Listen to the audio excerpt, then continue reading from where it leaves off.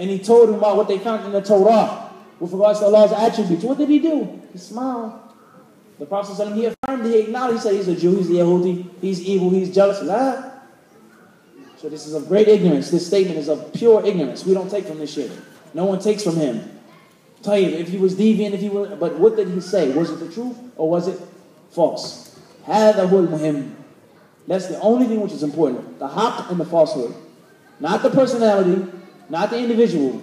The truth and the falsehood. That's what we worship Allah Azza wa Jalla with. Not a personality. We do not worship personalities. We worship the creator of personalities. We don't worship individuals. We worship the creator of the individuals. And what do we worship him with? We worship him with the truth. واضح? خلاص? طيب. So then Ibn Rajab rahimahullah ta'ala goes on to say, ويكفي في هذا المعنى ما قص الله علينا من قصة موسى وارتحاله مع فتاه فلو استغنى أحد عن الرحلة في طلب العلم لاستغنى عنها موسى عليه السلام.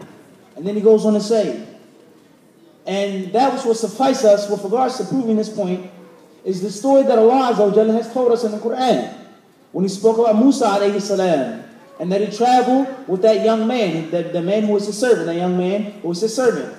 He says if anybody would say, I don't have to travel, I don't need to seek ilm, then it would have been who? Musa alayhi salam. Kaleem ar-Rahman is the one whom Allah subhanahu wa ta'ala directly spoke to. Allah Azza wa Jalla directly spoke to Musa alayhi salam. Not Jibreel, he spoke to him directly. Tayyib. And we know that Musa alayhi salam, Allah Azza wa Jalla, he wrote the Torah with his own hand, Azza wa Jalla. He's a virtuous prophet from the 5 major messengers. Despite that, he traveled. When he was teaching Bani Israel one day, a man said to him, "Oh Musa, is there anyone who's more knowledgeable than you are? Do you know someone who knows more than you?" He says, "No, I don't know of anyone." And then Allah Azza wa Jalla revealed to him, "Bal abduna al-Khadr." He says, "Our slave, Khidr, travel to him. He has some ilm that you don't have." He has some ilm, and it was Musa alayhi salam. So this shows us from the etiquettes of al-Islam, the etiquettes of the Sunnah, the etiquette of Salaf is to travel to seek ilm. To go and leave your home in search of knowledge. واضح?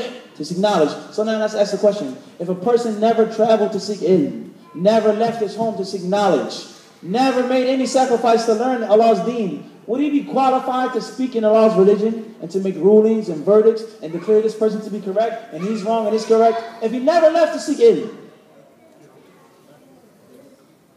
Is that from the manhaj of the Salaf? La. We find that they traveled to seek hadith. One hadith. So we should fear Allah subhanahu wa ta'ala. And as the Salaf said, Rahimahullah, arafa qadra nafsihi. May Allah have mercy upon the man who knows his place. May Allah have mercy upon the individual who knows his value, who doesn't go beyond that. He knows, alhamdulillah, this, if a person hasn't traveled and he says something which is beneficial, alhamdulillah, ma fi mushkila. It's fine to say something. There's not a condition. As long as you know what you're saying, that's fine. But to step beyond that boundary, to go beyond that boundary, it's from tughyan, it's oppressing, it's going beyond the set limit. طيب. And then Ibn Rajab rahimahullah ta'ala goes on to say, حيث كان الله قد كلمه وأعطاه توراة التي كتب له فيها من كل شيء ومع هذا فلما أخبره الله عز وجل عن الخضر أن عنده علما يختص به سأل السبيل إلى لقائه ثم سار هو وفتاه إليه كما قال تعالى إذ قال موسى لفتاه لا أبرح حتى أبلغ مجمع البحرين أو أمضي حقبا يعني سنين عديدة ثم أخبر أنه لما لقيه قال له هل أتبعك على أن تعلمني مما علمت رشدا. And then Ibn Rajab rahimahullah ta'ala goes on to say that Allah Azza wa Jal, He spoke to Musa directly and He gave him the Torah in which Allah explained and put everything was in the Torah. Everything was in the Torah.